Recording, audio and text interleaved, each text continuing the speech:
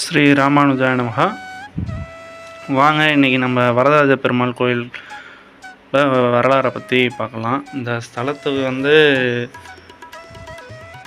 பல அரசர்கள் கைங்கரியம் செஞ்சுருக்காங்க. அது யார் யாருன்றதையும் பார்க்கலாம். மேலும் இந்த கோயிலோட சிறப்புகளையும் பார்ப்போம். இந்த கோயிலோட வரலாறை முதல்ல பார்ப்போம் வாங்க. வரதராஜ பெருமாள் கோயிலில் உள்ள கல்வெட்டுகள் வரதராஜ பெருமாள் கோயிலில் உள்ள கல்வெட்டுகள் 1503 முதல் 1509 வரை இந்த பகுதியை ஆண்ட வீர நரசிம்மராயர் என்ற விஜயநகர சாம்ராஜ்யத்தின் சிற்றரசர் அப்போது விக்கிரமாபாடி என்று அழைக்கப்பட்ட விக்கிரவாண்டியில் உள்ள வரதராஜ பெருமாள் கோயிலுக்கு ஒய்மான் வளநாடு பலாகுன்ற கோட்டம் வீடூர் பற்று பகுதியில் ஒரு கிராமத்தையே மானியமாக கொடுத்துள்ளார். அப்போது இந்த பகுதி ஜெயங்கொண்ட சோழ மண்டலத்தின் ஒரு பகுதி என்றும் அப்போது ஆண்ட மன்னன் பெயர் மகாமண்டலேஸ்வர பொட்டிய தேவசோழ மகாராஜா என்றும் குறிப்பிடப்பட்டுள்ளது. 16ஆம் நூற்றாண்டில், அதாவது 500 ஆண்டுகளுக்கு முன், புவனிமாணிக்கபுரம் என்ற நகரத்தை உள்ளடக்கிய விக்கிரமாபாடிதான் பிறகு விக்கிரவாண்டி ஆயிற்று. இன்னொரு கல்வெட்டில் விக்கிரவாண்டி வரதராஜ பெருமாள் கோயிலுக்கு விஜயநகர சாம்ராஜ்யத்தைச் சேர்ந்த சதாசிவராயர், வையப்ப நாயக்கர், திம்மப்ப நாயக்கர் மற்றும் கிருஷ்ணப்பர் ஆகியோரும் கைங்கரியங்கள் செய்துள்ளதாக குறிப்பிடப்பட்டுள்ளது. அடுத்ததாக நாம் பார்க்க போவது இத்தலத்தின் பெருமைகளை பற்றி பார்ப்போம். இத்தலத்தில் ராஜகோபுரமும் கொடிமரமும் பிரகாரத்தில் சக்கரத்தாழ்வாரும் ஆண்டாள் தாயாரும் ஸ்ரீ லக்ஷ்மி நரசிம்மர் பெருமானும் சன்னதிகளும் அனுமன் மண்டபமும் உள்ள கீர்த்திமிகு கோயிலாக நம் விக்கிரவாண்டி பெருந்தேவி தாயாருடன் உரை வரதராஜ பெருமாள் கோயில் அமைந்துள்ளது. இந்த பெருமைமிகு தலத்தை நமக்கு தந்த புரவலர்கள், கோயில்கள் புனர் உத்தாரணம் செய்து கும்பாபிஷேகம் சம்பரோக்ஷணம் செய்துவித்த பொருளாளர்கள், அரசர்கள் அனைவரும் நலமோடும் வளமோடும் வாழ வேண்டும் என தாயாரையும் பெருமாளையும் வேண்டுகிறோம். முதலில் கருடாழ்வார் சன்னதி தென்படுகிறது. இங்கு நாம் கருடாழ்வாரிடம் கோவிலில் நுழைய அனுமதியும் சாமிகளை தரிசனம் செய்ய அனுமதியும் பெற்று கோவிலில் நுழைய வேண்டும். இந்த கருடாழ்வார் சன்னதி மேற்கு திசை நோக்கி மூலவரை நோக்கி அமைந்துள்ளது. நாம் அடுத்ததாக ஜெயன், விஜயன் என்கிற 2 துவாரபாலர்களிடம் அனுமதி பெற்று உள்ளே நுழைய வேண்டும். கோவிலின் உள்ளே நுழையும் போது இவர்கள் எப்பொழுதும் இருப்பார்கள். இவர்கள்தான் வைணவ கோயில்களில் துவாரபாலர்களாக இருப்பார்கள். இவர்களிடம் நாம் எப்பொழுதும் அனுமதி பெற்றுவிட்டு சுவாமி தரிசனம் செய்ய செல்ல வேண்டும். முதலில் ஸ்ரீ பெருந்தேவி தாயாரை தரிசனம் செய்கிறோம். எப்பொழுதும் தாயாரை வணங்கிய பின்னர் தான் பெருமாளை வணங்க வேண்டும். இங்கு ஸ்ரீ பெருந்தேவி தாயார் அமர்ந்த நிலையில் காட்சி தருகிறார். மேலும் பெருந்தேவி தாயார் என்பவர் ஸ்ரீ மகாலட்சுமி தாயாரின் சொரூபமாகவும் அம்சமாகவும் கருதப்படுகிறார். ஸ்ரீ பெருந்தேவி தாயார் அவர்கள்தான் ஸ்ரீ விஸ்வக்சேனருக்கு குருவாக திகழ்ந்தார்கள் என்பது வைணவத்தின் நம்பிக்கை. அடுத்ததாக ஸ்ரீ சக்கரத்தாழ்வார் சன்னதி சென்று அங்கு உள்ள ஸ்ரீ சக்கரத்தாழ்வாரையும் ஸ்ரீ சக்கரத்தாழ்வாரின் பின்புறம் உள்ள ஸ்ரீ யோக நரசிம்மரையும் தரிசனம் செய்யலாம். இது ஸ்ரீ சக்கரத்தாழ்வார் சன்னதியில் முன்புறம் ஸ்ரீ சக்கரத்தாழ்வாரையும் தரிசித்துவிட்டு பின்புறம் உள்ள சன்னதியை சுற்றி வரும்போது அங்கு உள்ள சன்னதியில் உள்ள துவாரத்தின் வழியாக ஸ்ரீ யோக நரசிம்மரை தரிசனம் செய்யலாம்.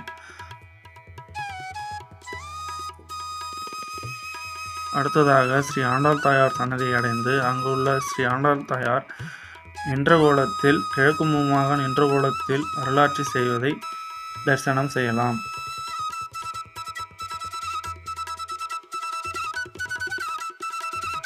இத்தலத்தின் ஸ்தல விருட்சமானது ஸ்ரீ வில்வ மரமாகும்.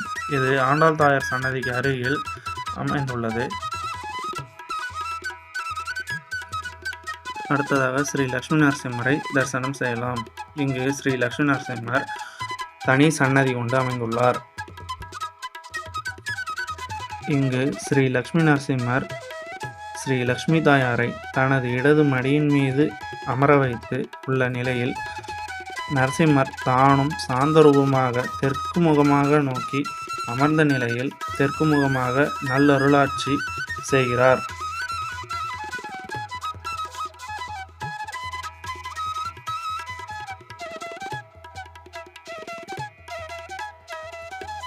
ஆழ்வார்கள் சன்னதியில் ஸ்ரீ லட்சுமி ஹயக்ரீவர் ஸ்ரீ லட்சுமி தாயாரை தனது இடது மடியில் அமர வைத்து உள்ள நிலையில் ஸ்ரீ ஹயக்ரீவர் கிழக்கு முகமாக அமர்ந்து அருளாட்சி செய்கிறார். இவருடன் ஸ்ரீ ஏரிகாத்த வரதராஜ பெருமாள் கிழக்கு முகமாக நின்ற திருக்கோலத்தில் அருளாட்சி செய்கிறார். ஆழ்வார்கள் சன்னதியில் ஸ்ரீ கருடாழ்வார், ஸ்ரீ விஸ்வசேனர், பொய்கை ஆழ்வார், பூதத்தாழ்வார், பேயாழ்வார், திருமழிசை ஆழ்வார், நம்மாழ்வார், மதுரகவி ஆழ்வார், குலசேகர ஆழ்வார், பெரியாழ்வார், ஆண்டாள், தொண்டரடிப்புடி ஆழ்வார், திருப்பானாழ்வார், திருமங்கை ஆழ்வார், குமுதவள்ளி நாச்சியார், ஸ்ரீமத் ராமானுஜர் ஆகியோர் தெற்கு முகமாக இருந்து அருளாட்சி செய்கிறார்கள். ஸ்ரீ ஆஞ்சநேயர் தனி சன்னதி பெற்றுள்ளார். இதில் ஸ்ரீ ஆஞ்சநேயர் ஆசீர்வதிக்கும் நிலையில் மேற்கு நோக்கிய நிலையில் அருளாட்சி செய்கிறார்.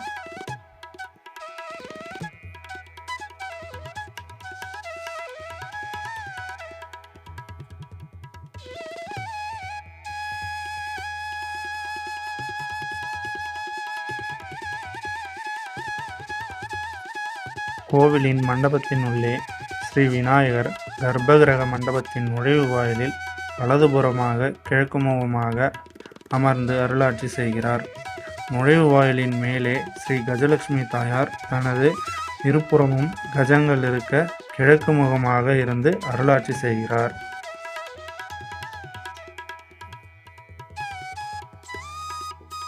மூலவர் கர்ப்பகிரகத்தில் ஸ்ரீதேவி ஸ்ரீ பூதேவியுடன் ஸ்ரீ வரதராஜ பெருமாள் வரதமுத்திரையுடன் கிழக்கு நோக்கிய முகமாக அருளாட்சி செய்கிறார்கள்.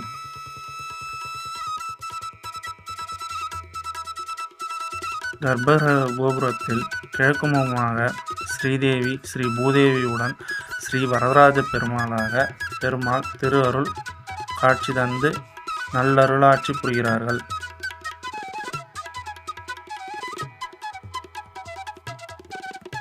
கோபுரத்தின் தெற்கு முகமாக ஸ்ரீதேவி ஸ்ரீ பூதேவியுடன் பெருமாள் ஸ்ரீ நரசிம்மராக காட்சி தந்து திருவருள் புரிகிறார்கள்.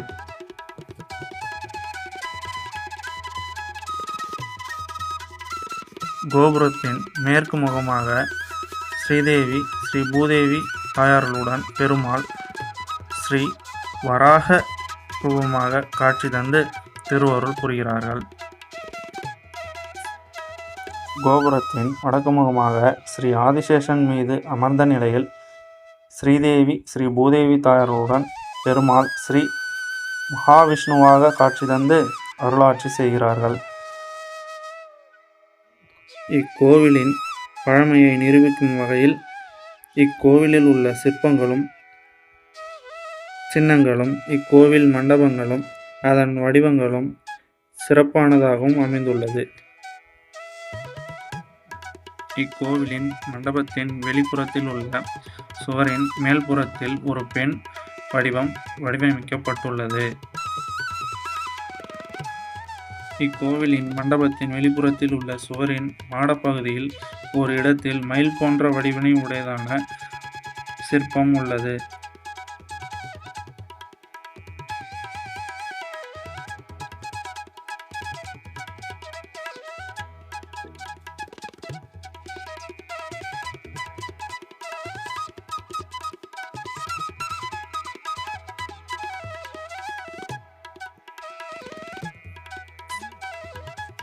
இக்கோவிலின் மண்டபத்தின் வெளிப்புறத்தில் உள்ள அபிஷேகம் நீர் வெளியேற்றும் பகுதியானது சிற்பக்கலை நயத்துடன் ஒரு மிருகம் தன் வாயைத் திறந்து தன் நாவை நீட்டி அபிஷேக நீரை வெளியேற்றும்படியான அமைப்பாக உள்ளது.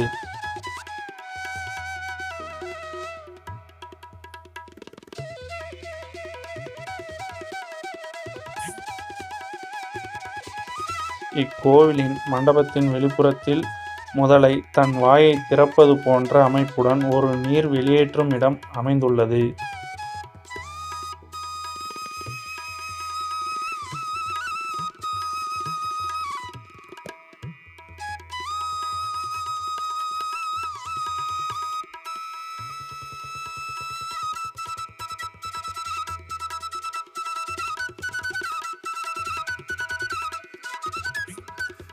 இக்கோவிலின் மண்டபத்தின் வெளிப்புறத்தில் மாடம் ஒன்றிற்கின் இடதுபுறத்தில் ஒரு குரங்கு அது தலைகீழாக அமர்ந்துள்ள நிலையில் வடிவமைக்கப்பட்டுள்ளது.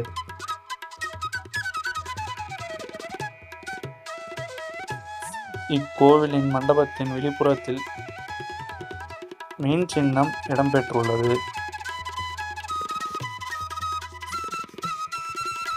இவைகள் இக்கோவிலின் தொன்மையையும் கலைநயத்துடன் கூடிய சிற்பங்களையும் சின்னங்களையும் எடுத்துரைக்கின்றன. இக்கோவிலில் மடப்பள்ளியில் செய்யப்படும் நைவேத்தியத்தை மட்டுமே சுவாமிகளுக்கு நைவேத்தியம் செய்யப்படுகின்றன. இக்கோயிலில் மண்டபத்தில் இருந்து செய்யப்படும் நைவேத்தியமானது முதலில் தெய்வங்களுக்கே நைவேத்தியமாக படைக்கப்படுகின்றன. பின்பு அவற்றை பக்தர்களுக்கு பிரசாதமாக வழங்கப்படுகிறது. ஒவ்வொரு நாளும் ஒவ்வொரு விதமாக வெண்பொங்கல், தயிர் சாதம், புளியோதரை, ஜீரா, பால் சாதம், சர்க்கரை பொங்கல், பச்சை பயிறு பாயாசம் போன்ற நைவேத்தியம் தயாரிக்கப்படுகிறது. இக்கோவிலில் வழங்கப்படும் பிரசாதம் மிகவும் சுவையாகவும் இருக்கிறது. உத்திரம் நட்சத்திரம் அன்று ஸ்ரீ பெருந்தேவி தாயார் திருமஞ்சனம் நடைபெறுகின்றது. சித்திரை நட்சத்திரம் அன்று ஸ்ரீ சக்கரத்தாழ்வார் திருமஞ்சனம் நடைபெறுகின்றது. சுவாதி நட்சத்திரம் அன்று ஸ்ரீ லக்ஷ்மி நரசிம்மர் திருமஞ்சனம் நடைபெறுகின்றது. திருவோணம் நட்சத்திரம் அன்று மூலவர் ஸ்ரீ வரதராஜர், ஸ்ரீதேவி, ஸ்ரீ பூதேவி திருமஞ்சனம் நடைபெறுகின்றது. ஸ்ரீ லக்ஷ்மி ஹயக்ரீவர் திருமஞ்சனம் நடைபெறுகின்றது. அமாவாசை திதி அன்று ஸ்ரீ ஆஞ்சநேயர் திருமஞ்சனம் நடைபெறுகின்றது. வருட வைபவம் புரட்டாசி மாதம் 5 வாரம் சனிக்கிழமைகளிலும் திருமஞ்சனம் மற்றும் உற்சவர் உலாவருதல் நடைபெறுகின்றது.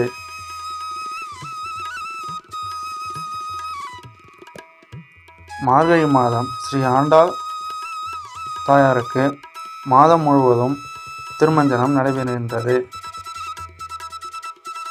மாதத்தின் ஒரு நாள் ஸ்ரீ ஆண்டாள் ஊடாரை வெள்ளி உற்சவம் நடைபெறுகின்றது. மார்கழி மாதம் ஸ்ரீ வைகுண்ட ஏகாதசி சொர்க்கவாசல் திறப்பு நடைபெறுகின்றது. அன்று சுவாமி உலா வருகிறார்.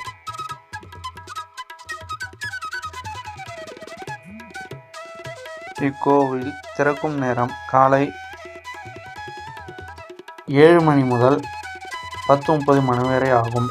மாலை 5:30 மணி முதல் 7:30 மணி வரை ஆகும். இக்கோவில் விழுப்புரம் சென்னை தேசிய நெடுஞ்சாலையில் விக்கிரவாண்டியில் கடைவீதிகளின் அருகில் இக்கோவில் ராஜகோபுரத்துடன் கிழக்குமுகமாக அமைந்துள்ளது. இக்கோவிலுக்கு வருவதற்கு பக்தர்கள் விழுப்புரத்தில் இருந்தும் திண்டிவனத்தில் இருந்தும் பேருந்துகள் வசதிகள் உள்ளன. பெருமாள் கோவிலில் பொதுவாக தீப ஆராதனை காண்பதும் அந்த தீப ஆராதனையில் சுவாமி தரிசனம் செய்வதும் கோவிலில் கொடுக்கப்படும் துளசி தீர்த்தத்தையும் தீர்த்தங்களையும் பெற்றுக்கொள்வதும் சடாரியை ஏற்றுக்கொள்வதும் கோவில் கொடிமரத்தடியில் விழுந்து வணங்குவதும் குங்கும பிரசாதம் பெற்றுக்கொள்வதும் சிறப்பாகும்.